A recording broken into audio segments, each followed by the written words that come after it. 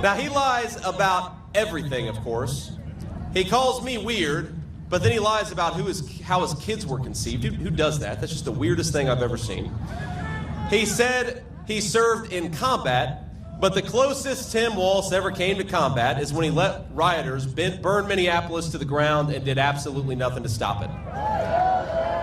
But there are a lot of veterans from across our military who don't like it when other people lie about their service for military gain, and that's exactly what Tim Walz did. It is a slap in the face to all veterans, and it's not just from Tim Walz. Kamala Harris not only chooses to stand by this man, because in spite of his dishonesty, she actually chose him to become her vice president to begin with.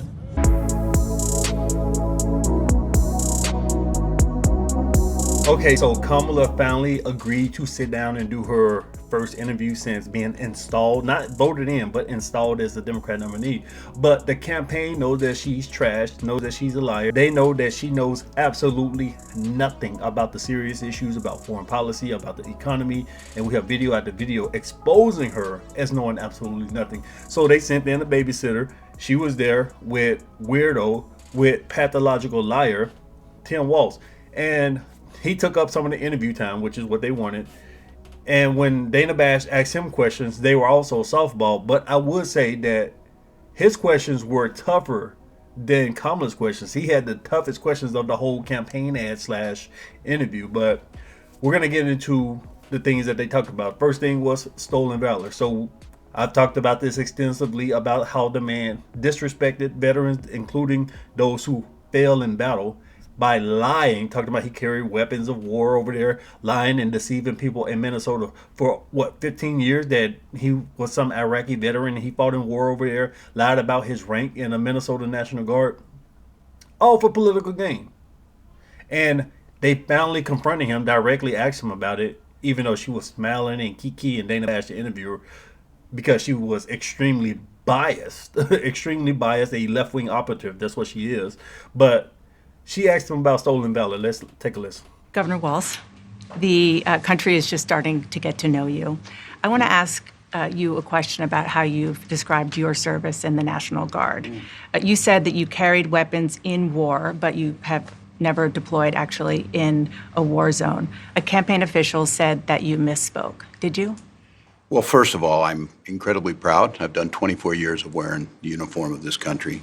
Equally proud of my service in a public school classroom, whether it's Congress or the governor. My record speaks for itself, but I think people are coming to get to know me. I speak like they do. I speak candidly. I wear my emotions on my sleeves, and I speak especially passionately about our children being shot in schools and around guns. So I think people know me. They know who I am. They know where my heart is. And again, my record has been out there for over 40 years to speak for itself.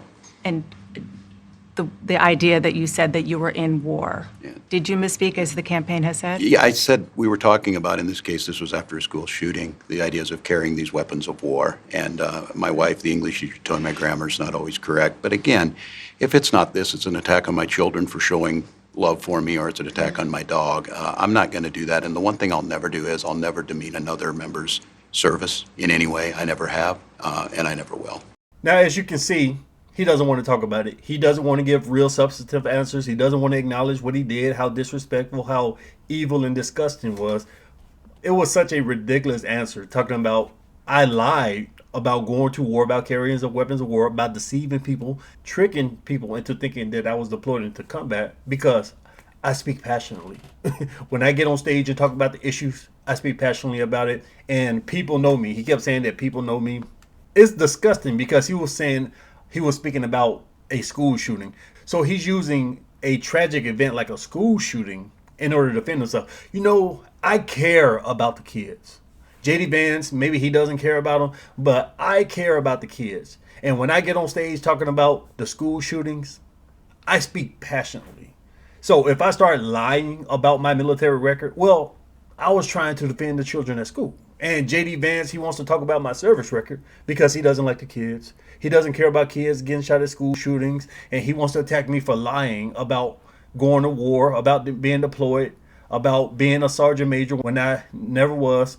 This man is a shitbag, man. He's a scummy liar. And to sit there talking about people know you, who knows you? Nobody knows you because you've been lying about who you are for years. People over there thinking that you were a command sergeant major. You weren't. People over there thinking you went to Afghanistan and Iraq when you went to Italy, which is a very nice deployment. A lot of people in the Army, they would love to be stationed in Italy for a few years, but he's a liar. Now, let's get into this other thing, a hot topic in the Republican Party, IVF. Now, Trump, he has no problems. He actually supports IVF. And he talked about it more recently about how he's going to support women going through it. But a lot of Republicans are against IVF.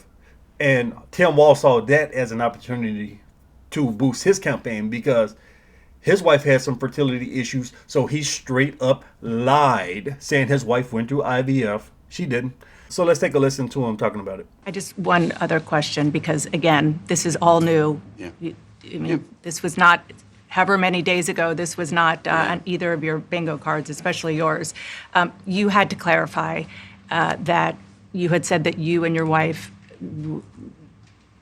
used IVF, but it turned out you used a different kind of fertility in order to have children. And then when you ran for Congress in 2006, your campaign repeatedly made false statements about a 1995 arrest for drunk and reckless driving. What do you say to voters who aren't sure whether they can take you at your word? Well, I've been very public. I think they can see my students come out, former folks I've served with, and they vouch for me. I certainly own my mistakes when I make them. The one thing I'll tell you is I wished in this country wouldn't have to do this. I spoke about our infertility issues because it's hell, and families know this. And I spoke about the treatments that were available to us that had those beautiful children there. That's quite a contrast in folks that are trying to take those rights away from us. And so I think people know who I am. They know that record. They've seen that. I've taught thousands of students. I've been out there. And I won't apologize for speaking passionately, whether it's guns in schools or protecting of reproductive rights. The contrast could not be clearer between what we're running against. The vice president's position on this has been clear. And I think most Americans get it if you've been through that. I don't think they're cutting hairs on IVF or IUI. I think what they're cutting hairs on is an abortion ban and the ability to be able to deny families the chance to have a beautiful child. This is just more evidence that he's a pathological liar. You lying about your record. You're lying about who you are. You just lying about everything, man. Lying about the birth of your children. Using tragedies such as school shootings to defend yourself. This man is a shitbag. Let me know what you guys think. Leave me your thoughts below. Share the video. Thanks for watching.